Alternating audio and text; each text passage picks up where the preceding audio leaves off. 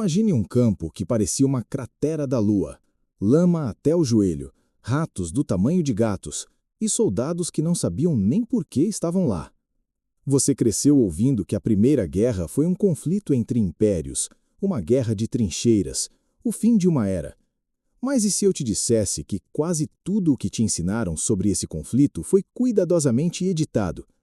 Que as armas usadas nessa guerra eram tão experimentais e brutais que os próprios governos tentaram apagar os registros?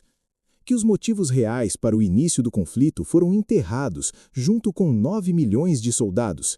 O que você vai ver aqui não aparece nos livros didáticos. Não é o que documentários convencionais mostram. É a camada que fica por baixo, a dos jogos de poder, das tecnologias proibidas e das decisões que custaram uma geração inteira. Estamos falando de 1914 a 1918, 4 anos que redesenharam fronteiras, destruíram 4 impérios e abriram caminho para tudo que veio depois, incluindo a Segunda Guerra. Mas antes de chegar nisso, preciso te mostrar o que realmente estava em jogo e por que o mundo nunca foi honesto sobre essa história. Fica até o final, porque os últimos 2 minutos desse vídeo vão mudar completamente o jeito que você enxerga o mundo atual. Todo mundo conhece o assassinato do arquiduque Franz Ferdinand em Sarajevo.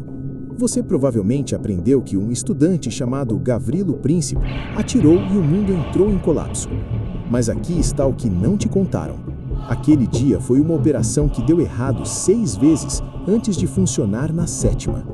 O grupo que executou o atentado, a Mão Negra, era uma rede secreta dentro do próprio exército sérvio, treinada, financiada, coordenada.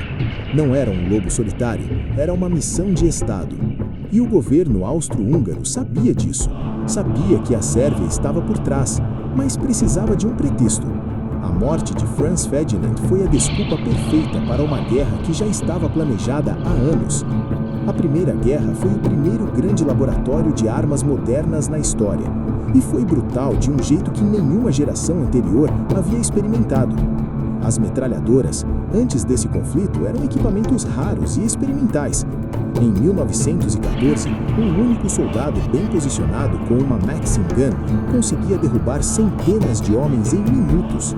Os generais ainda mandavam a infantaria marchar em fileiras. Era uma carnificina sistemática.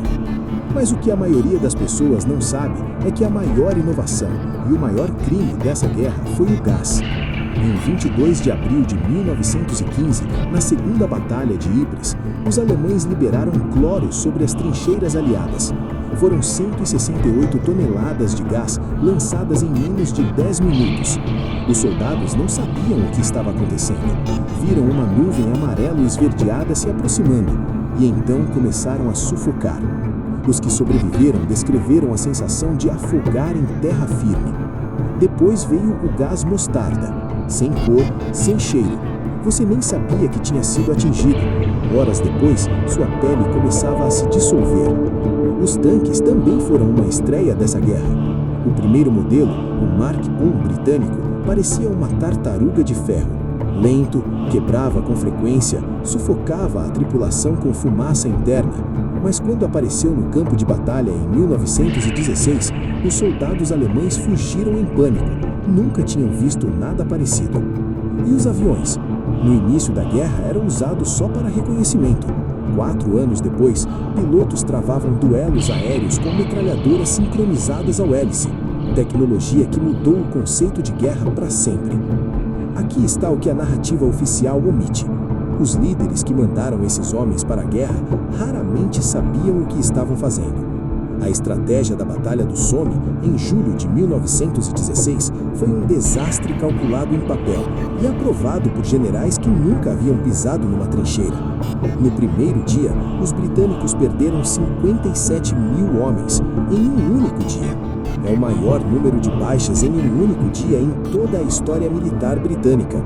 E o que os jornais publicaram em Londres no dia seguinte? Que o avanço tinha sido satisfatório.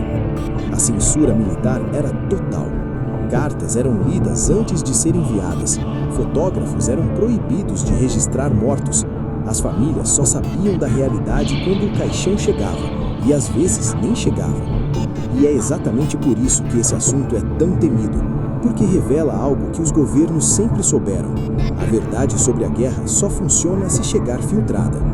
O general Douglas Haig, comandante britânico no Somme, escreveu em seu diário que estava satisfeito com o progresso do dia. Enquanto isso, 57 mil soldados britânicos haviam caído em 24 horas.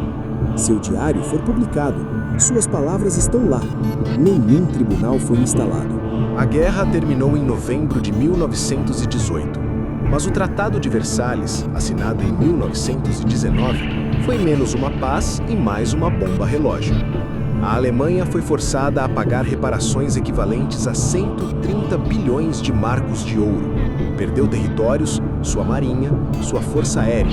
Foi humilhada numa escala que a história raramente viu. O economista britânico John Maynard Keynes estava presente nas negociações. Ele saiu da conferência e escreveu um livro, publicado no mesmo ano, onde previa com exatidão o que aconteceria. Uma nova guerra em menos de uma geração. Ninguém o ouviu. 20 anos depois, Adolf Hitler usou exatamente aquele ressentimento como combustível para sua ascensão. A Segunda Guerra Mundial não começou em 1939. Ela começou em Versalhes, em 1919. 9 milhões de soldados mortos, 21 milhões de feridos, impérios que existiam há séculos, o otomano, o austro-húngaro, o russo, o alemão, varridos do mapa em 4 anos. E tudo isso começou com um único tiro numa cidade que a maioria das pessoas mal sabia situar no mapa. Não foi uma guerra de heróis e vilões.